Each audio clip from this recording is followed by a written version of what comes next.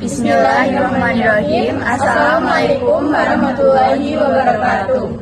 Kami dari kelompok 3 akan melaksanakan wawancara mengenai usaha jasa konten kreator, yaitu Pikpov Kreatif. Perkenalkan, nama saya Luz Aulia Ramadhani dengan NIM belakang 243. Perkenalkan, nama saya Zuridan dengan NIM belakang 252. Perkenalkan, nama saya Aftah Faria Alvanisa dengan NIM 257. Perkenalkan, nama saya Aprilia Gadis Fortuna dengan NIM 234. Perkenalkan, nama saya Putri Medina Maharani dengan NIM belakang 245. Ayo lanjut. Baiklah, dengan nama profil usaha Pikpov Kreatif dengan pendirinya, ownernya yaitu Mas Muhammad Ilyas.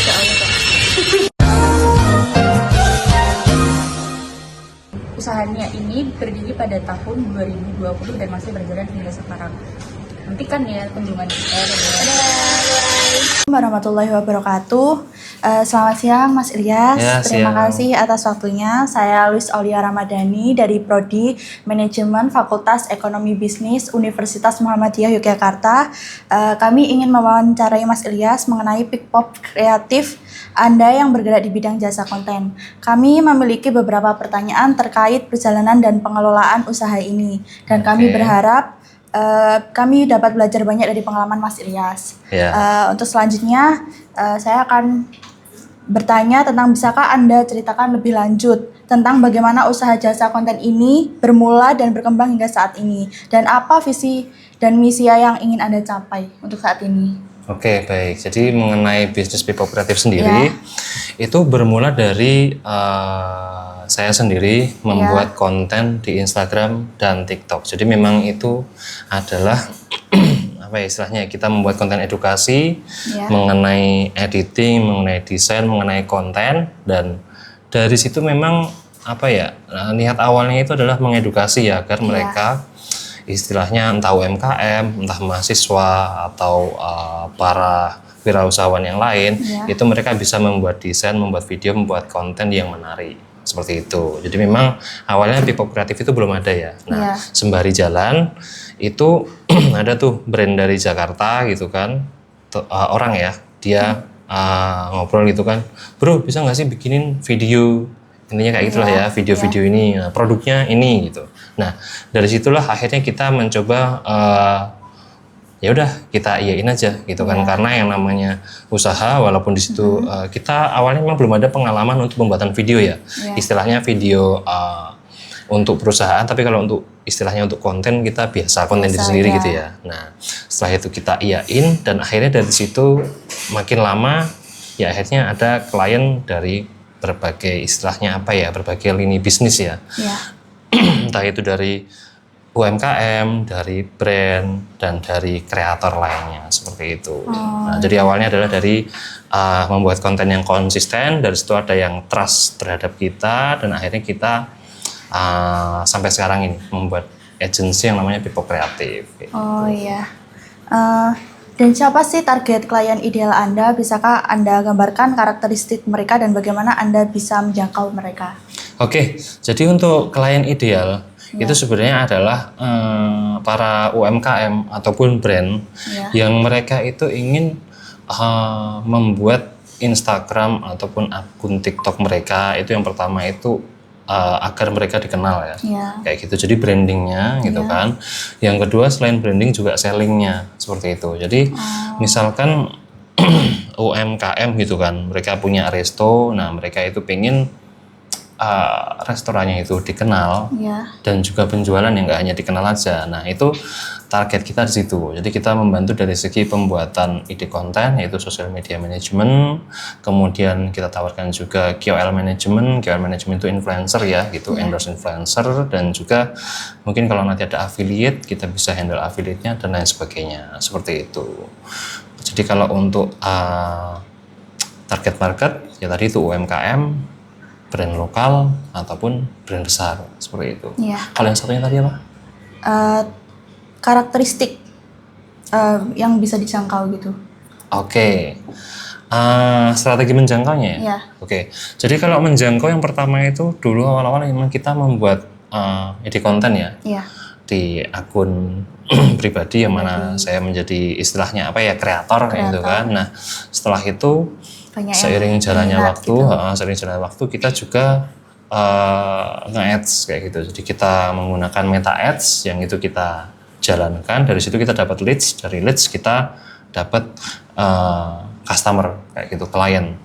Yang berikutnya memang dari word of mouth. Jadi biasanya dari klien ini dia percaya, akhirnya ada temannya yang mau membuat konten dan lain sebagainya. Nah, dari situ kita juga dapat seperti itu. Oh ya. Untuk pertanyaan selanjutnya akan dilanjutkan oleh rekan saya. Oke, baik. Terima kasih Mas Ilyas. Ya, sama-sama. Baik, di sini saya akan melanjutkan pertanyaan dari rekan saya tadi. Sebelumnya, perkenalkan nama saya Putri Melina Maharani dari Prodi Manajemen Fakultas Ekonomi dan Bisnis dari Universitas Muhammadiyah Yogyakarta. Jadi pertanyaannya, bagaimana ide-ide konten itu muncul dan dikembangkan di tim Anda? Apakah ada proses riset, brainstorming, atau sumber inspirasi khusus? Oke, jadi mengenai ide konten muncul itu jelas ada ya. Jadi yang pertama itu biasanya nanti dari klien itu kan otomatis sudah ada produk knowledge-nya dulu. Jadi kita butuh tahu produk knowledge klien seperti apa. Kemudian mungkin di bulan pertama ya, itu mau difokuskan dulu targetnya apa gitu. Apakah produk yang A, produk yang B, atau mungkin maunya yang seperti apa. Nah, setelah itu baru nanti kita riset dengan tim. Jadi kita olah data itu, kita brainstorming, di situ nanti ada yang kita cari dari TikTok, ada yang kita cari dari Instagram, ada juga yang kita cari dari Google, dan lain sebagainya, seperti itu. Kayak gitu. Jadi memang kita membuat konten itu butuh riset yang dalam ya. Jadi nggak hanya kalau tampilan Instagram itu estetik aja, karena untuk saat ini tampilan Instagram estetik nggak menghasilkan, tampilan Instagram estetik itu belum tentu menghasilkan sales ya, ataupun branding yang kuat gitu. Jadi memang kalau memang targetnya mau branding, berarti gimana caranya kita membuat atau meriset suatu ide konten tersebut. Kalau misalnya sales ya ya kita riset bersama dengan tim yang ada saat ini, seperti itu. Baik. Pertanyaan selanjutnya, Untuk pertanyaan selanjutnya, strategi promosi apa saja yang paling efektif Anda gunakan untuk menjangkau dan mendapatkan klien baru? Oke, jadi kalau untuk strategi yang paling efektif ya, itu yang pertama itu by relasi, kayak gitu. Jadi kalau mau mendapatkan brand yang besar, istilahnya apa ya, ya brand yang besar lah ya, gitu kan. Itu yang pertama dari relasi. Jadi kita memang harus pinter-pinter channeling nih, gitu. Kalau kita adalah seorang content creator, berarti kita mungkin bisa saling DM dengan kreator lainnya, karena di situ biasanya mereka ada channel-channel brand-brand besar yang ada di belakang mereka. Mungkin yang mereka handle, kalau mungkin dia adalah seorang copywriter gitu kan, content creator copywriter, di belakangnya dia itu biasanya ada brand-brand yang minta dibuatkan copywriter oleh si kreator itu gitu. Jadi yang pertama memang kita channeling dari situ, kemudian kita juga mungkin dari brand yang udah pernah kita handle, itu nanti kita ya pendekatan secara personal terhadap orang tertentu yang mana nanti dia itu biasanya punya teman yang lainnya kayak gitu. Jadi yang pertama memang channeling gitu kan.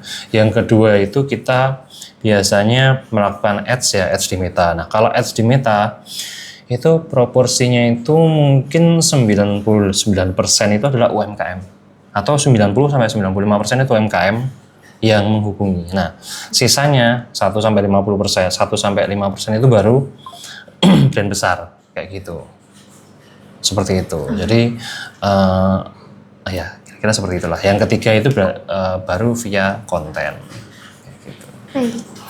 Baik, terima kasih untuk penjelasannya Mas Ilyas. Pertanyaan selanjutnya akan dilanjutkan oleh rekan saya. Oke, baik. Akan melanjutkan pertanyaan dari Kak Putri. Perkenalkan, nama saya Aprilia Gadis Fortuna dari Fakultas Ekonomi dan Bisnis, Prodi Manajemen. Di sini saya akan bertanya mengenai jika tidak keberatan, bagaimana perkiraan omset rata-rata usaha Kak Ilyas pada periode waktu tertentu, misalnya per bulan atau jika ada proyek lainnya. Oke, keberatan. Enggak keberatan. Jadi gini, sebenarnya kalau untuk omset itu apa ya? Kita nggak bisa ngukur rata-rata ya mungkin ya. Soalnya gimana ya? Kayak misalkan bulan puasa kemarin gitu kan. Nah, itu kan pasti ada beberapa brand yang aktivasi untuk KOL management. KOL management itu yang mana yang mungkin bulan-bulan sebelumnya nggak ada KOL management kayak gitu. Jadi biasanya mereka itu pengen meningkatkan sales mungkin di entah itu wisata, berarti kan targetnya adalah untuk liburan pas bulan puasa atau pas mau lebaran ya kayak gitu ya. Nah seperti itu brand kuliner pun juga kadang kayak gitu. Jadi yang biasanya omsetnya mungkin 50 sampai 60 tapi pas bulan puasa itu ada yang didouble dalam artian misalnya KOL management itu kita kan handle-nya selain social media management pembuatan konten kita juga handle influencer kan kayak gitu. Jadi biasanya mereka itu di awal bulan itu untuk KOL visit untuk menu Ramadan gitu atau kalau wisata untuk wisata pas bulan Ramadan program-programnya apa. Nah pertengahan bulan itu dia visit lagi berarti double. Nah otomatis biasanya di omset di bulan tertentu itu ada mengalami peningkatan kayak itu. Tapi nanti ada juga yang penurunan. Biasanya setelah libur lebaran ya, itu kan nggak ada event, nggak ada apa. Nah otomatis ada kayak KOL manajemen itu yang lagi kosong seperti itu kayak gitu. Jadi kalau untuk omset itu relatif ya kayak gitu. Jadi nah tapi kalau rata-rata itu mungkin ya antara ya mungkin 50 sampai 80 seperti itu. Oke, ada lagi? Ada lagi. Oke. Pertanyaan selanjutnya. Saat ini berapa jumlah anggota tim yang bekerja dengan Kak Ilyas? Dan bagaimana struktur tim berdasarkan keahlian? Misalnya bidang penulis, desainer, spesial media, atau yang lainnya. Oke. Di sini ada manajer 1 itu. Kemudian desainernya ada, editornya ada 3. Kemudian copywriternya ada 2, sosmed spesialis ada 2, videografer ada 1 di Jogja, kemudian ada 1 di Bandung, kayak gitu. Kemudian saya sendiri. Jadi untuk manajemen sumber daya manusianya ya, itu otomatis nanti dari segi apa ya, kalau struktur itu ya dari saya direktur, ada manajernya, kemudian nanti masuk ke staffnya seperti itu kayak gitu. Kemudian apa lagi tadi? Udah gitu aja. Iya gitu. Bidangnya misalnya kayak jadi penulis gitu kan.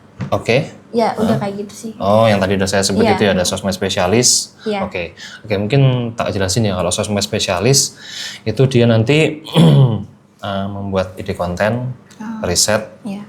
caption dan lain sebagainya, dan juga posting. Kalau si editor nanti dia ngedit desain dan juga videonya seperti itu. Gitu. Oke. Baik, terima kasih. Pertanyaannya sudah selesai. Saya akan kembalikan ke rekan saya. Oke, baik.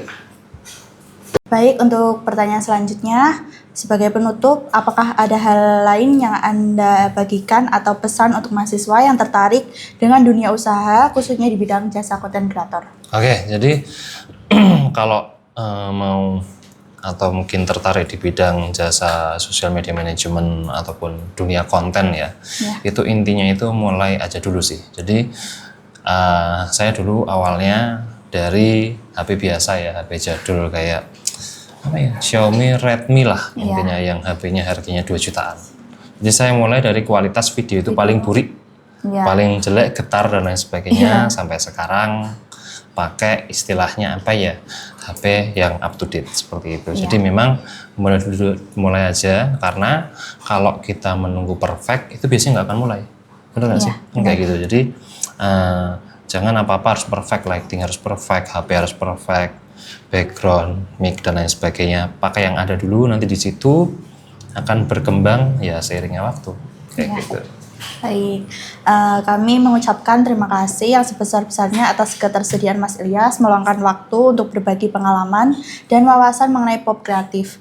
Informasi yang Mas Ilyas berikan sangat membantu kami dalam memahami lebih dalam tentang UMKM di bidang jasa konten. Kita akhiri, wassalamualaikum warahmatullahi wabarakatuh. Waalaikumsalam.